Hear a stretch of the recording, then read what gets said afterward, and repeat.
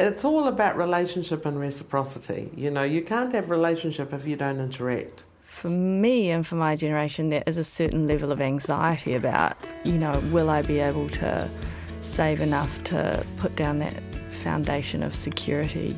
The reality is that the younger generation today, in many cases, is facing a harder financial equation than the older generation. I'm Noelle McCarthy. This is A Wrinkle in Time. A Wrinkle in Time. I didn't expect to be working when I was 67. I visualised that I would be retiring when I was 65, but anyway, opportunities arose and here I am. A podcast series about ageing in a world that wants us to stay young.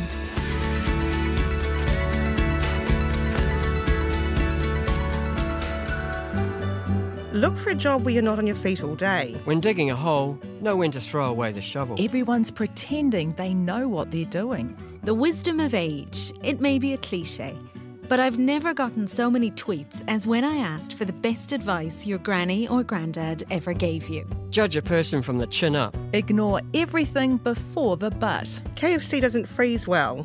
Wisdom might just be a fancier word for experience, but over time it accumulates.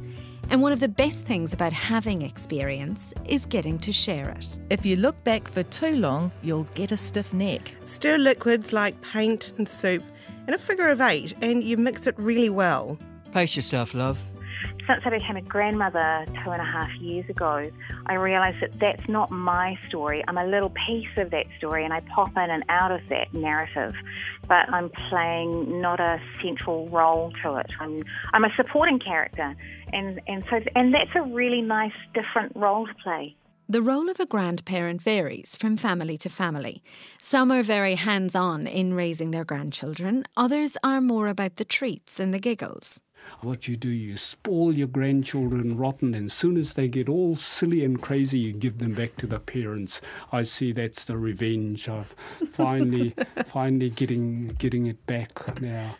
Ngāti Hine farmer and father of 13, Kevin Prime, is well acquainted with the joys of being a koro. It's wonderful being a grandparent, and, grandchildren are they, like I think one of my children said to me, "Oh, what do I want for Christmas?" I said, "Oh, another mokopuna, that would do." How many do you have? We've got about 20, I think, 21 maybe at the moment, but that's only with half the children have started. One of the most attractive prospects in a new era of longer life is that of a truly multi-generational society, one in which young and old mingle fruitfully. And we're not just talking about the grandparent-grandchild relationship here. Can you imagine it? The elders would be invigorated by the energy of the young would be inspired and comforted by the wisdom of their elders. The benefits would be tangible and, crucially, mutual. That's the upbringing that former MP Winnie Laban remembers after her parents came out from Samoa and settled in Wainuiomata. I get worried about this whole ageist thing, that sometimes people say that when you're over 50, you're over the hill.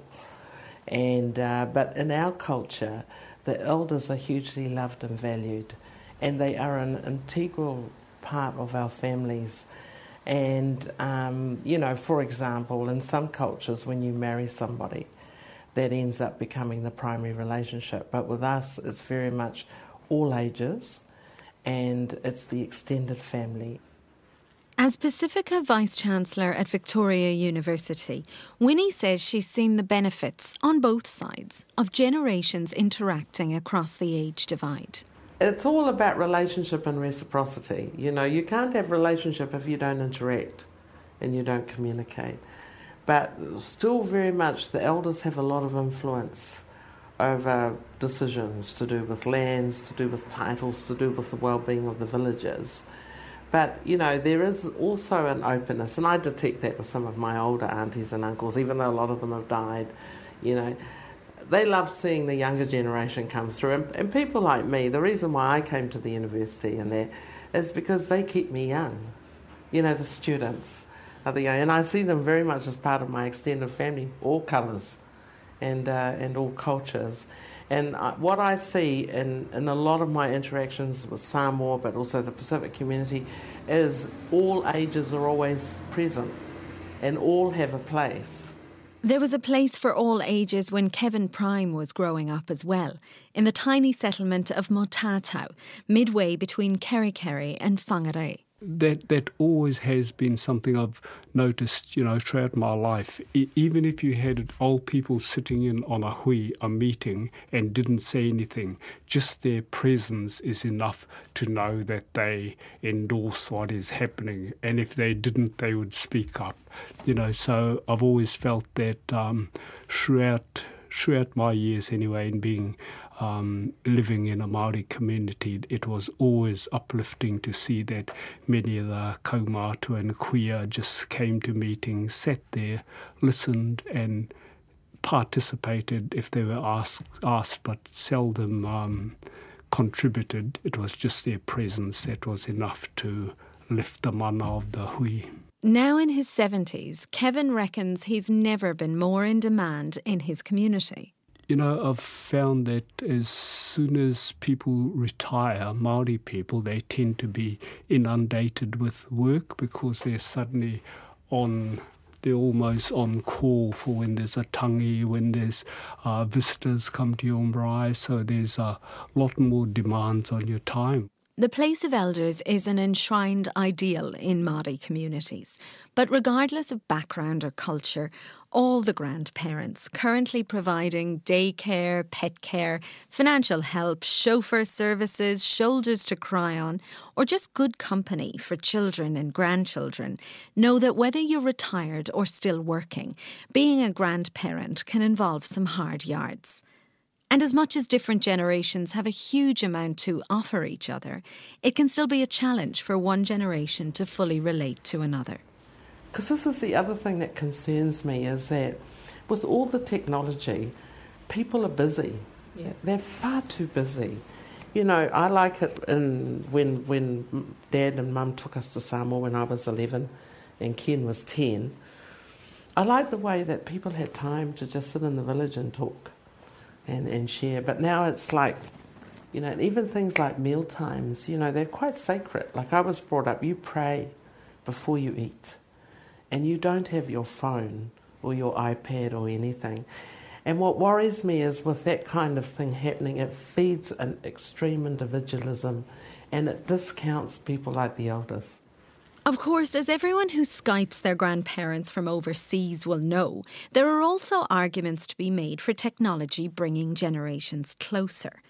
But perhaps the speed of change, of technological change, of cultural change, the constant evolution of language, customs, even food and dress is widening those gaps between age groups. For most of human history, things moved so slowly, relatively speaking, that there was a sense of stability. Odds were, if you were born somewhere, you'd die there. If you had one career, you'd stick to it. You might even have inherited it. A recent American survey found 91% of millennials expect to stay in a job for less than 3 years. Reinvention is happening at great speed, and staying relevant becomes harder, especially when learning is no longer transmitted from generation to generation, at your grandmother's knee, so to speak, in the same way that it used to be.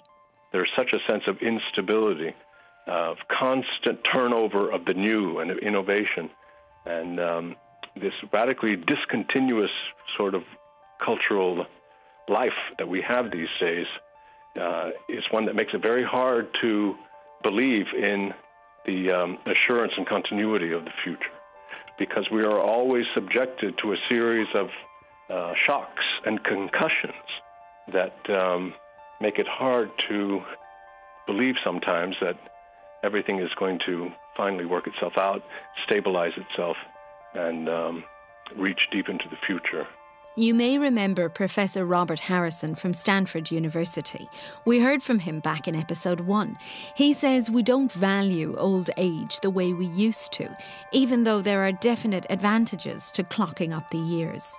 There is more time left for the young, but I'm not sure that they live it that way. It's biologically true, and it's maybe factually true that their future lies ahead of them. But sometimes psychology is perverse enough that the youthful mindset can be much more entrapped within within the present tense than people at an older age who actually live within a distended future, even though they have less material chronological time left to their lives. But the pressures facing younger generations aren't merely existential. I asked my colleague Tess how she feels about the future from the vantage point of 25. You know, I'm a millennial, so I come into adult life with already very indebted with a student loan and with home ownership seeming like a little bit of a far-off dream as well. So I think for me and for my generation, there is a certain level of anxiety about, you know, will I be able to save enough to put down that foundation of security, a place to live, enough assets to maintain me into retirement. There are big generational differences in terms of how people treat money. On the one hand, you have the generation in America and in many other parts of the Western world that was scarred by the Great Depression. They were obsessed with making sure that their homes were free and clear, i.e. without a mortgage, and very suspicious of borrowing money. Then you had the generation that came to adulthood, maturity in the middle of the 20th century, the late 20th century, who were often much more cynical and calculating about how they used money, and subsequently more willing to embrace credit on a large scale. What you see today, which is fascinating for the financial services industry, is a generation of people who are very suspicious of traditional banks, often very trusting, one might say too trusting, of technology, and say prefer to bank on their iPhone than in a traditional bank. So when you do surveys of wealthy people who are, or kids who are inheriting money from their older generation as they die off in America today, they have very different readings for how they hope to use their money and the benchmarks they're going to use to judge whether they've invested that money well or not. Gillian Tett is an author and a managing editor of the Financial Times based in New York. Her background as an anthropologist gives her an insight into the human as well as the economic issues around getting older. The issue of ageing is always emotional because it's painful to discuss if you are old. Nobody wants to confront their own mortality and weakness. It's tough to talk about if you are the child of a parent who's going to get old because you don't want to lose them. But there's also this bigger question about fairness between the generations. And the reality is that the younger generation today, in many cases, is facing a harder financial equation than the older generation. Now, you wrote something which made me want to ask you how you see that tension between baby boomers and younger generations, especially around inheritance and spending. You talked about a silver tsunami of unmanageable old people, recipients of free education and plentiful employment, hanging on to jobs and spending the inheritance on Harley Davidsons and Deadly Ponies handbags as they gleefully await Winnie's golden ticket, sitting on their arses on the Waiheke ferry. It's vivid, Susie. It's vivid. Tell me about how you see that tension. Well, I mean, it's appearing quite a bit, and it's around, you know, that there's so many of us greedy baby boomers around. We're going to spend it all before you guys get here. We met Susie the blogger in episode 2. She wrote that blog post with her tongue in her cheek, but she says she is aware of what she calls a light resentment of her generation. Sort of like jokes and, oh, it's all right for you, you were around when education was free, and, you know, when you, well, I left school when I was 15. I mean, we walked into jobs in those days. I mean, you can't do that these days, and people know that. So, yeah, there is a little bit of tension that I notice, but the thing is with the media, they, I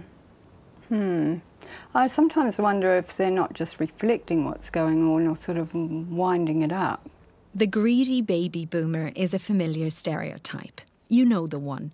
part of the luckiest generation in recent history, but unwilling to share even a little bit of that good fortune with younger generations, the ones coming of age in an era of zero job security and the looming spectre of $1 million median house price.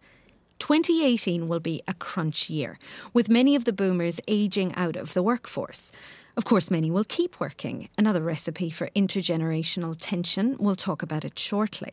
But the prospect is bearing down on us of hordes of sprightly gold card holders with heaps of spare time and a taste for conspicuous consumption. And so when I was thinking about it, and I thought, in my neck of the woods, with the... Because you're in Auckland, we're talking here in Auckland. Lots of Harley Davidsons, yes. Deadly Ponies handbags. Men of a certain age, they love a Harley Davidson, some women, and a Deadly Pony handbag, of course. And, they all cost a lot of money. And then there's the ongoing thing that keeps rearing its head about the Waiheke ferry, how people, those of us with the golden ticket, are going to be swanning around on the Waiheke ferry. Have you been on the Waiheke ferry this summer? I haven't been on there since I got my golden ticket. For goodness sake, Susie. I know I need to get on there. But there might be a queue, because there'll be lots of people There'll be a queue. Well, it would be interesting to go down there and see. They'll all have silver hair unless they've coloured it like I have. At least it's good news for capitalism, all this travel. Not to mention the late life fetish for big boys' and girls' toys with hefty price tags. But if you want to get a wider picture of what it means when you begin to get people becoming older, if you want to look at it in a more positive way, if you look at America today and see the sheer volume of consumer goods that are now being marketed to older people, or the way that consumer goods which used to be marketed to younger people are now being remodeled. I mean, the Harley Davidson motorbike is a classic example of that, because it used to be associated with being a young, radical rebel. Just think of James Dean. Now you've got Harley Davidson motorbikes which are actually being marketed to so-called silver surfers and the older generation who like them because they're so big and rugged and they're actually harder to fall off. So consumer companies are adapting very rapidly to these changing consumer tastes and this aging demographic. Consumer companies may be adapting to the ageing demographic faster than governments. Well, the problem with pensions is that it is a critically important issue that's going to affect economies and public finances for decades to come. But it's one of those stories that I like to call elliptical stories. It doesn't move in dramatic step changes. The tectonic plates of the world shift ever so slightly, and they're very easy to ignore until suddenly there's a crisis or an earthquake or whatever metaphor you want to use. Rising pension costs are an inescapable issue as more and more of us live for longer and longer. People and governments have been putting away money for pensions. There simply isn't enough to meet all the promises that have been made. And sooner or later, people are going to wake up and either realise they have to work longer or get fewer pensions, or some institutions will go bust. Future pension costs are an obvious source of intergenerational tension, but better healthcare and a different attitude towards ageing makes the idea of retiring at 65 increasingly unlikely. I didn't expect to be working when I was 67. I visualised that I would be retiring when I was 65, but anyway, opportunities arose and here I am. Are you enjoying your career? Yeah, I love it.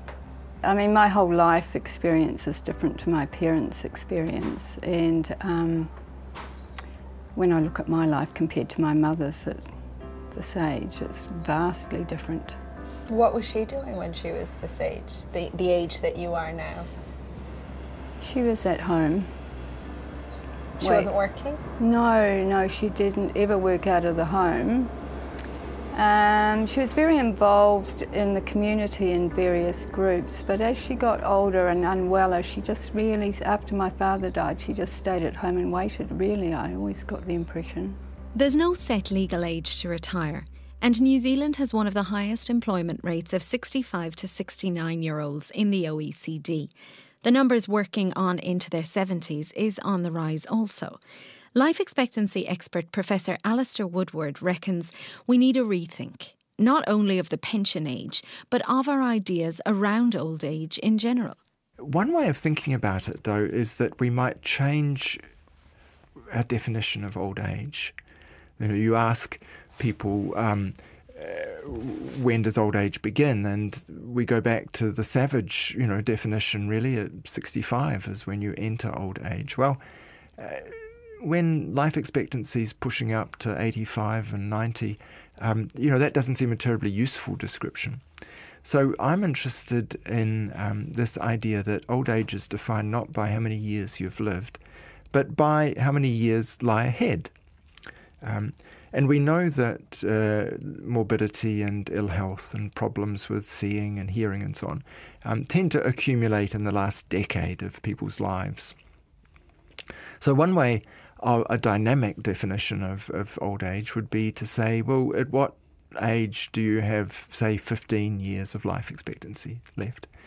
And it's true 20 or 30 years ago that would have been 65, but it's now closer to 75 and heading north. And different for everybody. Well, it is different for everybody, of course, that's true. But if you were thinking about a sort of working definition, perhaps, of when people would claim the pension, then an alternative to relying on some fixed figure that's become increasingly anachronistic, like 65, is to relate it to this change in mortality. The challenge with a new definition is that, as we saw in the second episode of this series, we don't all age at the same rate or anything like it. And one of the tragic problems of the day is that it tends to be rich people who are living longer. What that means is that any attempt to raise the retirement age starts to create potential inequalities. And so what most people are realizing is that there needs to be some element of optionality about it, or some element of giving people choices about whether they want to retire earlier and potentially forsake some of their pension, or keep working until later. But what's also very clear is that there's going to have to be compromise on both sides. People who are paying into pension pots today will probably not get as much as they thought or assumed. And at the same time, they're probably going to have to work a bit longer to have any hope of even getting what they had expected. That's reflected here in New Zealand. People might be sticking around in the workplace for longer, but it's not by choice, according to a recent AUT study into the well-being of older workers. As study leader, Professor Tim Bentley explains. So we asked them at what age they would ideally retire, and they said about 66 on average. When we asked at what age could you realistically retire, they said about 67 and a half. So there's that 1.5 year gap between when they like to retire ideally and when they could retire financially.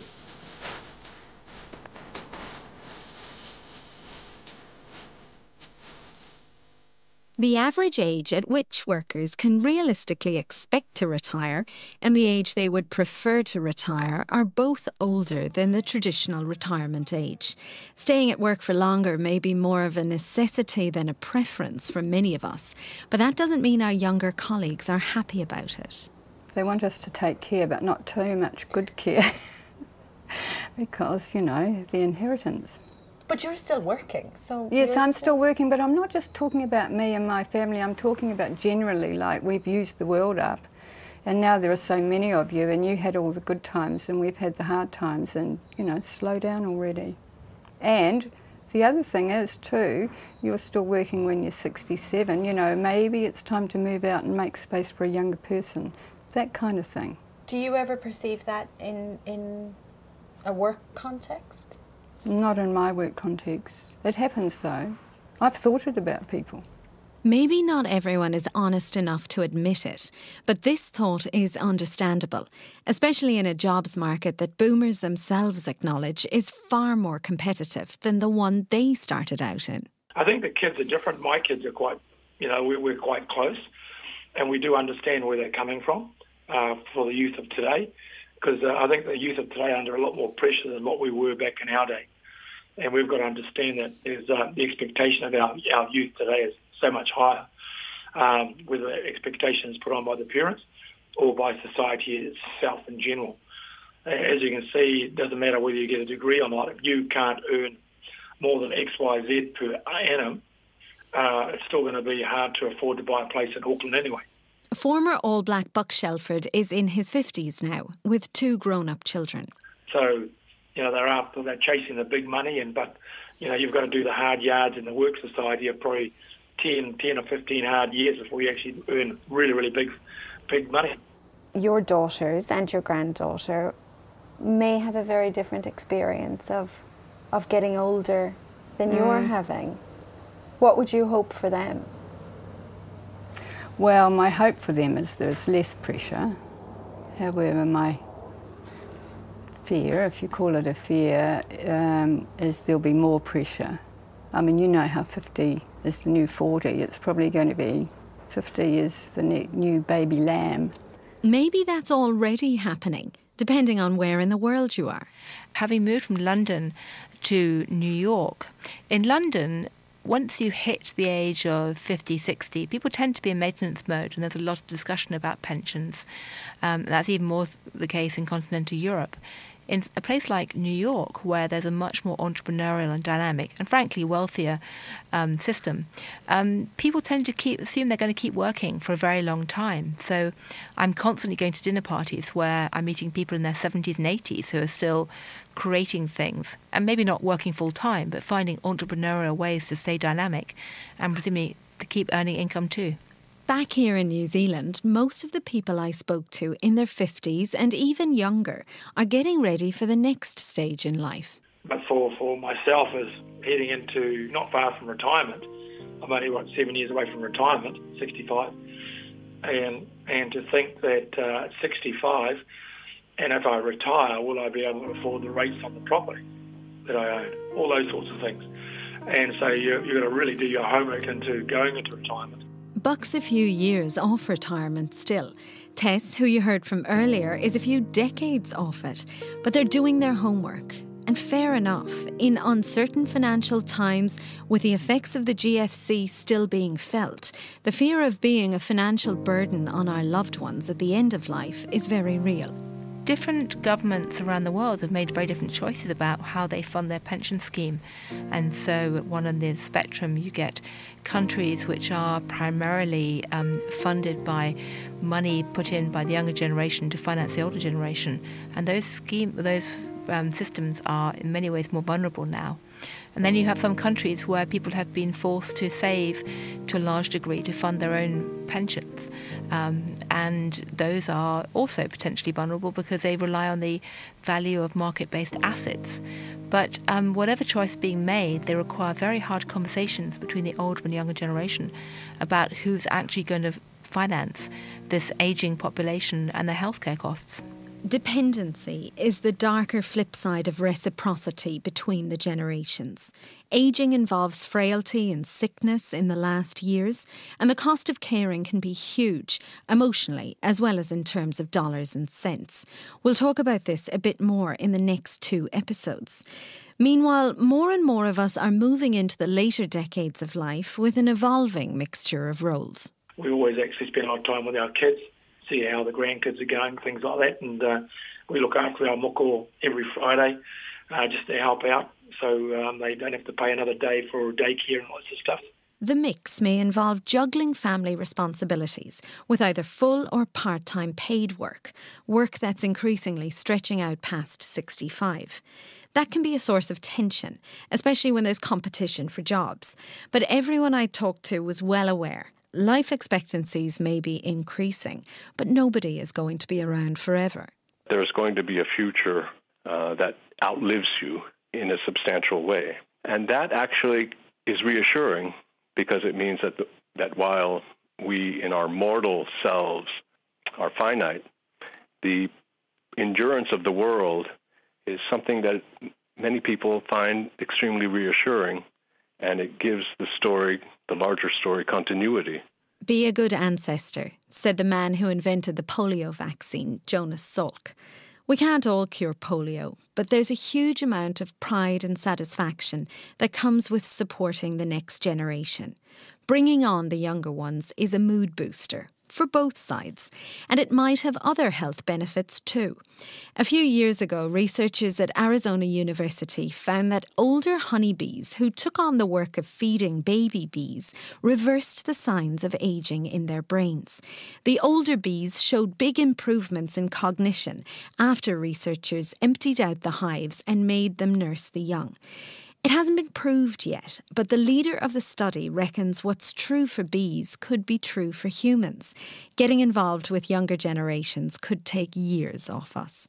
Succession planning is very important, and succession planning isn't trying to get someone just to take over. It's really getting someone to live that same vision and dream that was left by the elders, some generations back, and to move forward. And I think if the succession can include all that dream and all that belief, I think it's fantastic. Worry's like a rocking chair. You can do it for hours, but it gets you nowhere. Don't worry about those boys. Worry about your schoolwork. Everyone has a story. You just have to ask the right questions.